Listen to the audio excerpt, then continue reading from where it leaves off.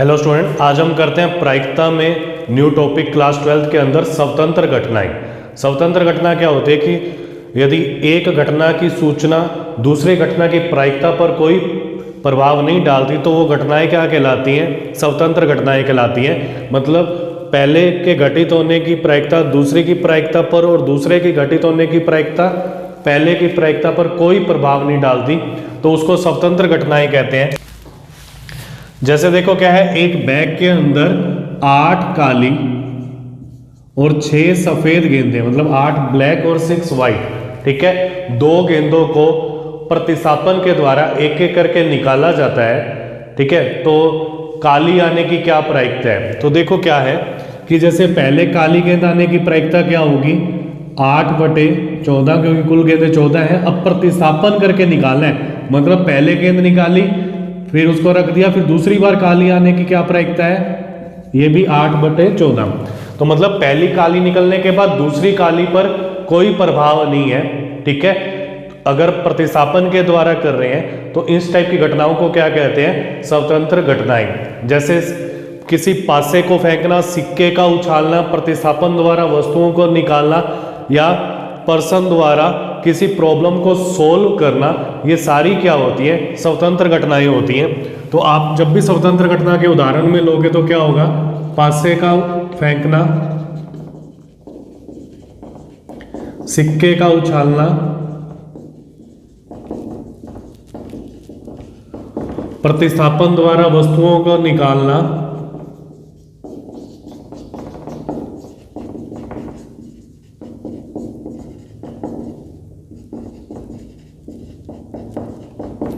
समस्या हल करना,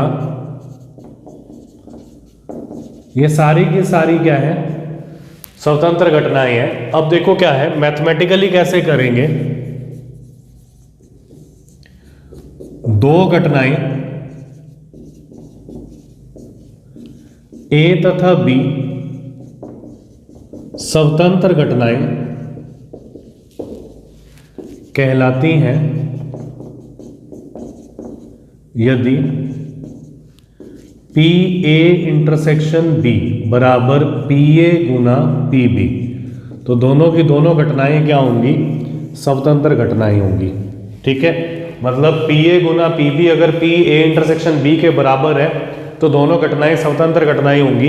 अगर क्वेश्चन में ये दे रखे कि ए और बी स्वतंत्र घटना है तो हम इस फॉर्मूले का यूज करके वैल्यूज निकाल सकते हैं। ठीक है, इसके अंदर इसके पार्ट्स भी हैं। यदि ए तथा बी स्वतंत्र घटना है तब ए डैश तथा बी डैश भी स्वतंत्र होंगे।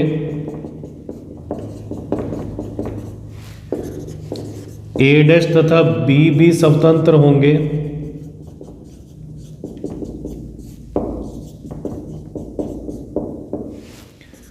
और ए तथा बी डैश भी स्वतंत्र होंगे। मतलब ये इस टाइप से स्वतंत्र होंगे कि अगर ए और बी है ना तो ये सारे भी स्वतंत्र होंगे। तो यहां भी हम लगा सकते हैं P A dash intersection B dash बराबर पी ए डैश गुना पी बी डैश। यहां भी लगा सकते हैं P A dash intersection B, तो पी ए डैश गुना P B. P A intersection B dash equal to P A गुना पी बी डैश। अब इसके बाद नेक्स्ट देखो क्या है, इनमें कुछ एक फॉर्मूले जो हमने लर्न रखने हैं। सेकेंड पार्ट क्या है कि पी ए यूनियन बी, ये होता है P A plus P B minus P A intersection B. Next में अगर ऐसे पूछे कि सिर्फ ए परंतु बी नहीं, या ऐसे ए इंटरसेक्शन बी नोट, इन तीनों का मान सेम होता है। जब इसकी प्रायिकता निकालते हैं ए इंटरसेक्शन बी नोट, तीनों का मतलब सेम है, सिर्फ ए परंतु बी नहीं, ए इंटरसेक्शन बी डैश। तो क्या होगा, सिर्फ ए चाहिए, इस पार्ट को हम ए कह रहे हैं। ये कैसे होगा, पी ए में से, इस पूरे में से इस वाले पार्ट की प्रायिकता को माइनस कर देंगे, पी ए इंटरसेक्शन बी। ठीक है, और अगर इस टाइप से आ जाए सिर्फ बी परंतु ए नहीं, या फिर ए डैश इंटरसेक्शन बी, तो इस केस में क्या होगा कि सिर्फ बी चाहिए हमें, ये वाला पार्ट। तो क्या करेंगे, पी बी में से P A intersection B minus कर देंगे, तो ये क्या आ जाएगा, P A dash intersection B. ठीक है, एक हमने ये भी किया हुआ है कि ए नहीं और बी नहीं, तो इसको हम लिखते हैं ए नोट इंटरसेक्शन बी नोट। ए नहीं या बी नहीं, तो यह आ गया, तो इसको लिखते हैं ए डैश यूनियन बी डैश। एक लिखते हैं न तो ए न तो बी, इसको भी लिखते हैं ए डैश इंटरसेक्शन बी डैश। एक हमने समुच्चय के अंदर डी मॉर्गन लॉ भी किया हुआ है, डी मॉर्गन का नियम। डी मॉर्गन का नियम क्या होता है कि ए यूनियन बी का डैश, तो इसको लिखते हैं ए डैश इंटरसेक्शन बी डैश, और ए इंटरसेक्शन बी का डैश होता है A dash union B dash. ठीक है, तो सेकंड, थर्ड, फोर्थ और फिफ्थ पॉइंट में देखो क्या है, हमने ये पढ़ा हुआ है कि किसी के होने की प्रायिकता और किसी के ना होने की प्रायिकता, इन दोनों का जोड़ होता है एक। तो क्या होगा, P A union B plus P A union B dash, इनका जोड़ हो जाएगा एक, या फिर P A intersection B plus P A intersection B dash, इसका जोड़ भी हो जाएगा एक। अब एक मैं सिंप्लीफाई करके लिखता हूं, जैसे अगर आपने इसको सिंप्लीफाई करना है A dash intersection B dash, तो इसका मतलब है न तो ए न तो बी, मतलब हमें न तो ए चाहिए और ना ही बी चाहिए, मतलब ये वाला पार्ट चाहिए।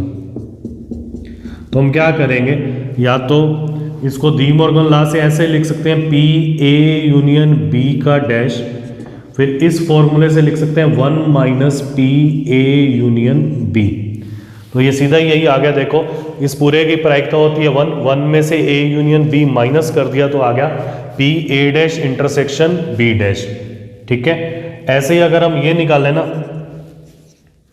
ये तो है A dash intersection B dash, अगर ये निकालें P A dash union B dash, तो इसको ऐसे लिखेंगे P A intersection B dash, De Morgan law से लिख दिया। ठीक है, A dash union B dash P A intersection B dash, और इसको नेक्स्ट लाइन में यहां से लिखेंगे 1 minus P A intersection B. ठीक है, तो इस टाइप से ना हम इनके क्वेश्चंस की प्रैक्टिस करेंगे स्वतंत्र घटनाओं के अंदर, शॉर्ट क्वेश्चंस में ये पूछे जाते हैं। अब आप इसको नोट कर लो। अब नेक्स्ट है परस्पर अपवर्जी घटनाएं। दो घटनाएं ए तथा बी परस्पर अपवर्जी घटनाएं कहलाती हैं यदि A intersection B equal to 5, मतलब इनमें कोई भी कॉमन अवयव नहीं होता। ठीक है, ये ए है और ये बी है, ठीक है, और ये यूनिवर्सल है। तो देखो क्या होगा, ए इंटरसेक्शन बी 5 है ना, तो पी ए इंटरसेक्शन बी हो जाएगा 0। इसका यूज हम यहां करते हैं पी ए यूनियन बी के अंदर, ये होता है P A plus P B minus P A intersection B, यदि ए तथा बी अपवर्जी हैं। अपवर्जी है तो क्या होगा, ए इंटरसेक्शन बी बराबर हो जाएगा 5 और ए इंटरसेक्शन बी की जो प्रायिकता होगी वो हो जाएगी 0, इसलिए पी ए यूनियन बी ये आ जाएगा P A plus P B. ठीक है, और एक केस ऐसा होता है कि यदि ए तथा बी स्वतंत्र है, मतलब स्वतंत्र घटनाएं हैं, तो पी ए इंटरसेक्शन बी ये होता है पी ए गुना पी बी। उस केस में हम लिख सकते हैं P A union B equal to P A plus P B minus P A into P B. तो उसमें पी ए इंटरसेक्शन बी क्या रख देते हैं, P A into P B. अगर अपवर्जी है तो उस केस में इसको क्या रख देते हैं, 0।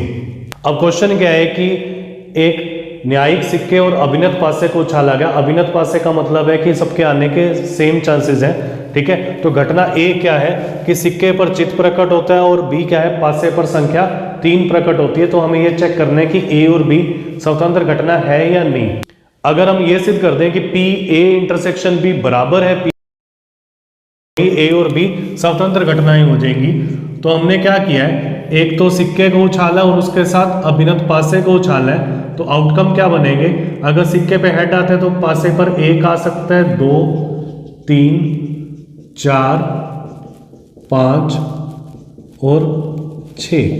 और अगर सिक्के पर टेल आता है तो T1 T2 T3 T4 T5 T6, ठीक है। सिक्के पर चित्त प्रकट होता है तो इसके अंदर जो आउटकम्स आ जाएंगे वो आ जाएंगे H1 H2 H3 H4 H5 H6। पासे पर संख्या 3 प्रकट होती है तो इसके अंदर आ जाएंगे H3 T3। A intersection B find out करते हैं तो इसके अंदर तो H वाले हैं और इसके अंदर 3 वाले हैं। तो इंटरसेक्शन में क्या आ जाएगा, H, 3। अब इनकी प्रायिकताएं निकालते हैं तो कुल आउटकम्स तो है हमारे पास 12, ठीक है। हम एक साथ कर सकते हैं क्योंकि पहला सिक्का और दूसरा पासा है तो सम संभाव्य घटनाएं हैं इक्वली लाइकली। और पी ए के अंदर 6 है तो आ जाएगा 6/12, ये आ जाएगा 1/2। पी बी निकालेंगे तो आ जाएगा 2/12 मतलब 1/6। और पी ए इंटरसेक्शन बी निकालेंगे तो आ जाएगा 1/12। अब देखो क्या है, चूंकि हम निकालते हैं पी ए गुना पी बी, यह आ जाएगा 1/2 गुना 1/6 मतलब 1/12 मतलब पी ए इंटरसेक्शन बी। अतः ए तथा बी स्वतंत्र घटनाएं हैं। अब नेक्स्ट क्वेश्चन क्या है कि एक पासे पर ना जो अंक 1 2 3 संख्या 1 2 3 है वो लाल रंग से लिखी गई है और 4 5 6 है वो हरे रंग से लिखी गई है। तो पासे में जो ए घटना है ना वो है संख्या सम है और बी घटना क्या है, संख्या लाल रंग से लिखी गई है। हमें चेक करना है कि ए और बी स्वतंत्र घटना है या नहीं। तो देखो क्या है, तो सैंपल स्पेस के अंदर 6 अवयव आएंगे, 1 2 3 4 5 6। संख्या सम है तो सम संख्या क्या होती है, 2 4 6। संख्या लाल रंग से लिखी गई है तो लाल रंग से संख्या हमारे पास है 1 2 3। और ए इंटरसेक्शन बी निकालेंगे तो हमारे पास आ जाएगा 2, ठीक है। अब हम इनकी प्रायिकताएं निकालते हैं। पी ए का मान आ जाएगा 3/6 मतलब 1/2। पी बी का मान आ जाएगा 3/6 मतलब 1/2 तथा पी ए इंटरसेक्शन बी अगर निकालें तो ये हमारे पास आ जाएगा 1/6। अब देखो क्या है, चूंकि पी ए गुना पी बी 1/2 गुना 1/2 बराबर 1/4 और ये बराबर नहीं है पी ए इंटरसेक्शन बी के। अतः ए तथा बी स्वतंत्र घटनाएं नहीं है।